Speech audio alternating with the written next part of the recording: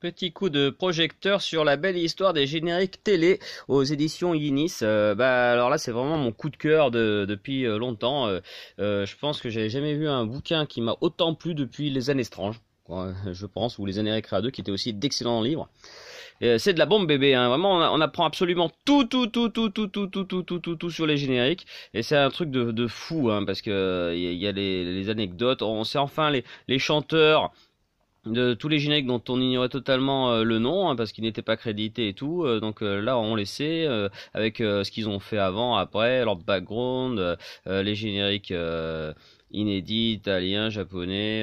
Chaque chanteur est indiqué. C'est un boulot de fou, hein. Surtout que souvent ils avaient des pseudonymes, il fallait retrouver les vrais noms, ils ont même plusieurs pseudonymes pour certains, pour trouver ce qu'ils ont fait à côté et tout, les raisons pour lesquelles ils ont enregistré le générique, comment ça se fait que ça a été finalement eux, c'est un truc de malade. Et donc je l'ai dévoré littéralement, je suis enthousiaste comme je l'ai rarement été. Donc quand c'est un putain de bon livre, je le dis. Et donc là, je le dis quoi. Là, c'est vraiment, c'est un livre indispensable si vous êtes fan de générique. C'est la Bible quoi. C'est génial. Ouais, je ne tarirai pas d'éloges.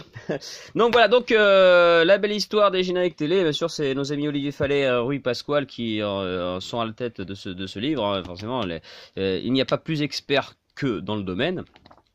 Donc je ne peux que vous inciter à vous le procurer. Et puis bien sûr, je vous incite toujours à vous procurer aussi mon bouquin où le premier chapitre parle aussi des génériques et qu'il peut y avoir quelques petits compléments très modestement par rapport à celui-là. Par exemple, à la fin de mon livre, tu as le listing de tout ce qu'ont chanté les principaux chanteurs.